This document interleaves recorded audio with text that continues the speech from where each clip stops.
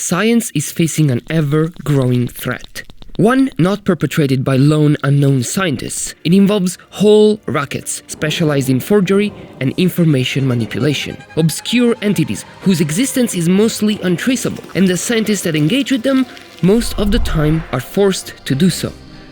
This is a silent arms race, and we are not winning it.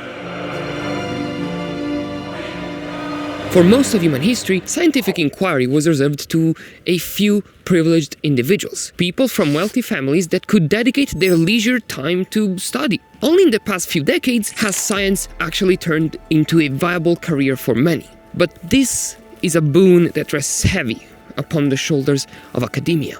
If you have a certain budget to hand grants to people or to hire researchers full-time or with a contract, you will need some evaluation metrics to standardize the hiring process. So here I introduce you the statistical equivalent of people who wear socks with sandals, the impact factor and the citation count. These two numbers are among the primary factors that are causing the ongoing obstruction of legitimate science. And this is something that's fueled by black market organizations, which are transmuting the reputation of science for big, huge piles of gold. These are the foundations of science. On one side, we have little Beth Jesus, a sociopathic scientist who'll stop at nothing to advance his career. He's employed by the Miami Institute of Tomboys, which finances his studies. Every time he produces a new piece of research, he submits it in the form of a paper to some academic journal. A journal is just a periodical aggregating the recent works of scientists in a given domain.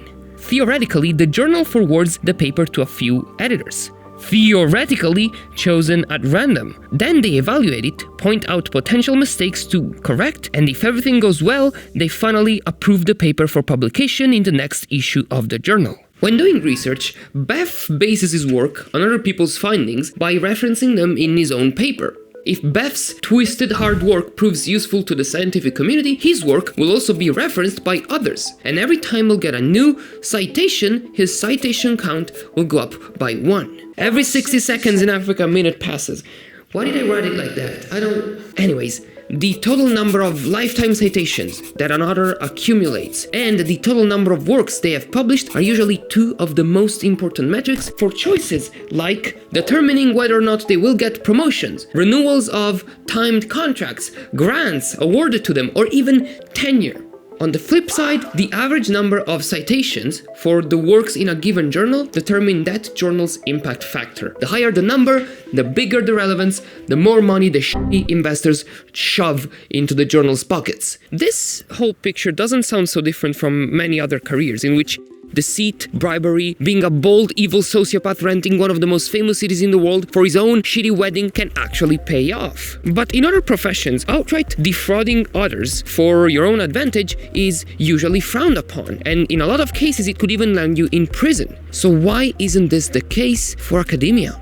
Well, you sweet little stick of butter. Every single entity that I've shown you benefits from science fraud, so long as they don't get caught. Scientists boost their resumes. Institutes and universities boost their productivity numbers and increase their own prestige. Journals benefit from the potential increase in visibility and outreach, and in some cases they just make more money if more articles are published. Sadly for Beth, and peep the flippers. Sadly for Beth, in this timeline he doesn't quite get to make more money than God and turn into evil incarnate, because someone was ahead of him. Our academic network is looking pretty healthy today. Oh no, that's science AIDS, and it's corrupting everything. Paper mills are shadowy black market organizations which specialize in forging scientific papers and selling them to proper researchers. The researchers, in turn, get to publish that work as their own. According to some, the most expensive ones can charge upwards of $10,000 per paper. My Patreon's a lot cheaper, and there's a lot of free content there that you can just watch and support me. But the paper mill's grasp on the scientific world does not end there. Some of them provide extra services. They can provide you with a guarantee that your work will be accepted if you submit it to a given journal. And this is because they've got their hands in editors' pockets too.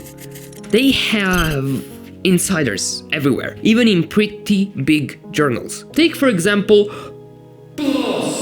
One, an all-encompassing journal that spans pretty much every domain of science. They're among the few journals that attach the name of the reviewing editor to every single work they publish. To make it clear, the editors are the people that review your work, and they either accept it for publication or reject it. Sometimes in the world of science, people realize that a published piece of work is absolute bogus. And when that happens, either the publisher or the author of the article can retract it, effectively marking it as invalid. A 2025 research article analyzed the work of 18,329 editors working for PLOS ONE and looked at all of the works that they approved over the years. Of particular interest was a small group of 45 editors. Their name appeared in about 1.3% of all the works analyzed. But here's a crazy kicker. If you look at the total distribution of articles retracted by One, you will find that more than 30% of all the retracted articles listed one of those 45 workers. I don't want to get sued, because this doesn't necessarily constitute irrefutable evidence, but you are free to make up your own opinion as to the work ethic of these 45 really good people. Keep in mind that One is one of the few journals out there that attaches the name of the main editor to all of its published articles. There's no reason that this journal would be an especially corrupt one, and that maybe others are better off. In fact, this decision of attaching the editor's name on any published article is probably discouraging the paper mills from actually picking One as their target. So publishing editors' names is one of those things that could make it easier to catch paper mill products. And speaking of which, how do you spot a fabricated piece of work? There are some hallmark signs of fake science. I'm gonna read because I can't remember shit. Reusing images across different articles, taking the exact same pictures that are supposed to be acquisitions from an experiment and just scattering them across several articles, having a low review time. If you spot an article that's been published shortly after being submitted, there's a much higher chance that it's actually some bull thing in which the editor was involved. Then we have sketchy author contact information. Basically, if you try to find contact info of a paper's authors, you will see that they're not really using university emails or like research institute emails. Finally, you have weird citations. For example, you notice that a work references some other work that doesn't really fit in with the theme of what's being discussed.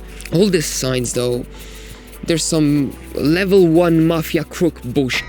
You know, a competent paper mill could easily put some extra care in their forgery and get rid of all of these signs. But there's at least one tool shining some light in the dark, spunky backrooms of scientific fraud: public feedback. There's an interesting concept called open peer review, in which people from many different independent institutes would evaluate your work before publishing. This would make the review process a lot more robust and transparent. But this would only somewhat mitigate the problem. The only way to properly validate an important scientific claim is to perform replication studies, and there's a whole huge crisis on that topic. It's the main topic of my most successful video of 2025, so you should go watch it. Come on!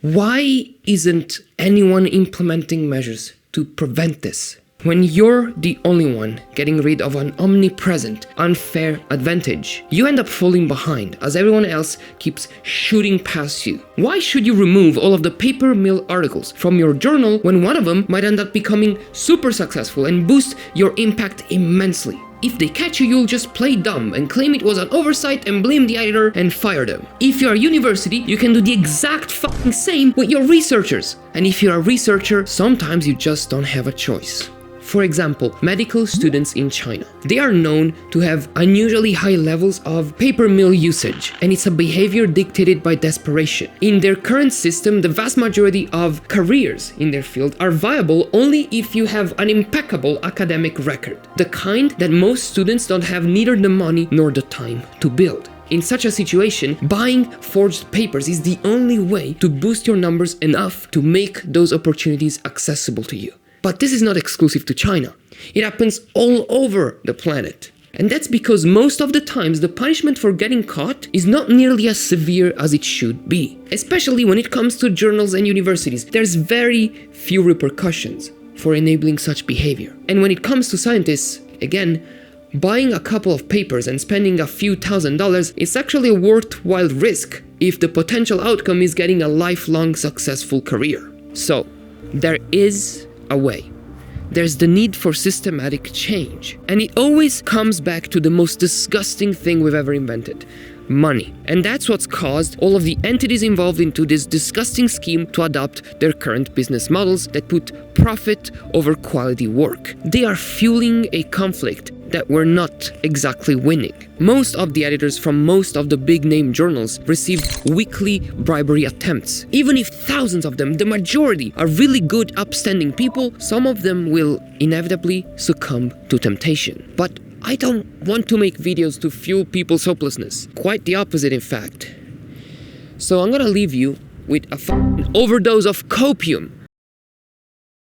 The rules of the system have been rigged by a few, and they're followed by most. If the larger community were to band together, they'd become unstoppable, despite the industry's nearly bottomless pockets. Humans are mostly docile and self-interested, but there comes a point where discomfort crosses the threshold of tolerance, and in that moment, the will of the many obliterates the greedy wants of the few. So why hesitate? Why sit back and wait for the greatest achievement of the greatest creation in the observable universe to fall? Why shouldn't we act?